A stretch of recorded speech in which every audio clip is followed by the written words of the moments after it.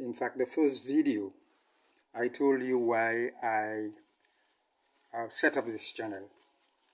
I shared with you the reason why I set up this channel.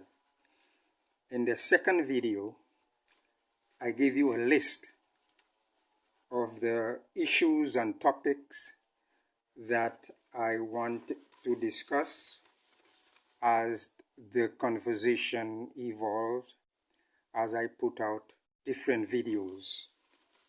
And the first, I don't know if you may remember, that the first topic or the first issue I had on the list was food security. Well, today what I'm going to do, I'm going to talk a little more about food security. Many of you will agree, that St Lucia should not feel threatened by food insecurity. The reason is because we live in the tropics. That is one thing. We have conditions where we can grow food year-round. We can cultivate, we can grow food year-round. So we don't necessarily, have to be fearful that we will be caught pants down without having a proper system to feed ourselves. Besides, relative to our population, we have enough land. The land is fertile, very good land. They are arable land. And so we have enough space, to plant the foods that we need to at least survive. Even when we remember when we practice traditional farming, and the population was higher, fortunately, our population was higher. We never suffered from lack of food. We had enough food around. Now we can access technology and so on. And the population is not growing. It may not be smaller, but it's not growing. And so we should have enough.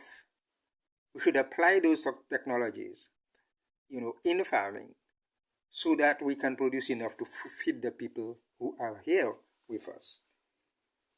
But this seems to be happening. The United Nations, for example, the United Nations has for decades been talking about debating the whole idea of food security in different forms. Many of the UN's agencies have been dealing with that subject for over a long time. FAO, United Nations, the United Nations Food and Agricultural Organization, said food security has 4 pillars. And interestingly, after I did this yesterday, I went to get the Voice newspaper, and there is an article, or the headlines, talking about FAO and food production and food security in St. Lucia. I will probably give you a little more about that in a later broadcast, if I don't have time to get to it today. But then the food agency, the FAO, is talking about 4 pillars. It talks about availability, it talks about accessibility, utilization, and stability. So these are 4 pillars so, and then you determine a country is on the road to achieving food security by 3 indicators. Availability, the country has the capacity, it produces enough food to sustain its population. Affordability, food is produced at a cost the population can afford accessibility. Food supply is within the reach of all its citizens. So these are the indicators that tells you that the country has a program, a good agricultural program, to put itself on the road to achieving food security. Another agency of the UN Standing Committee on World Hunger, is the food, let me read it there for you, is the food and harmonization, policy harmonization forum of the United Nations.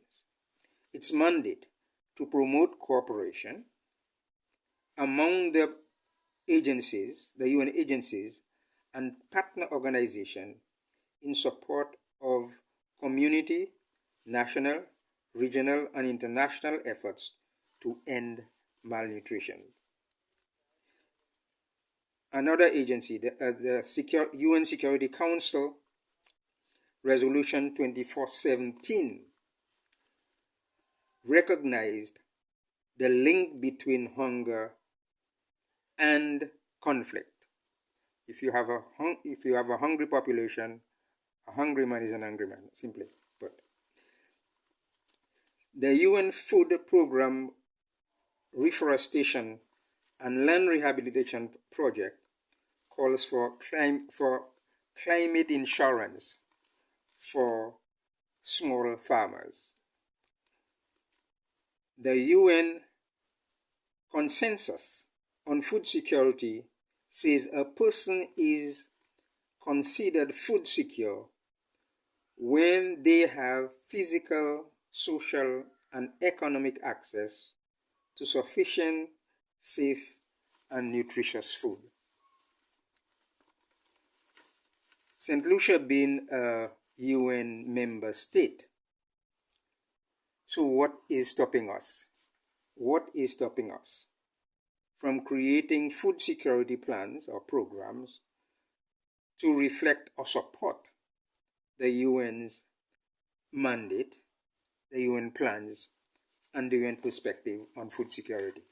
Why are we not having the kind of debate or discussions about the UN programs so that we can see how we implement those programs or working towards implementing those programs locally?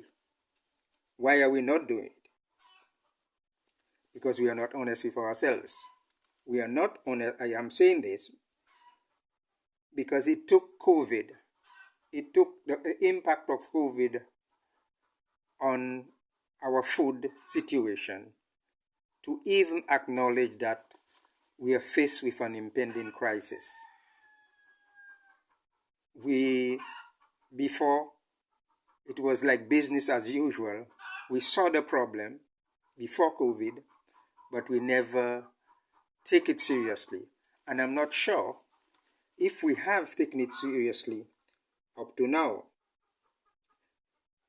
Even at that point, we will not admit that we don't have a coordinated plan to address the issue, address the impending issue of the food crisis, impending food crisis. Will not admit to that. We simply take it, we are casual about it. And many of us know the problem. But we just continue to complain. We complain about the fact that we have a high import bill. We import too much food of things that we can produce ourselves. We import it. We complain about the high cost of production.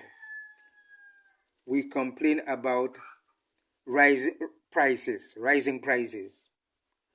We complain about destruction of farmer organizations. And this is very critical. Over the years, we have been destroying every organization that comes out of the farming community that is intended to enable the farmers to speak with one voice We have forces that are working against the farmers, and we have to be true to ourselves.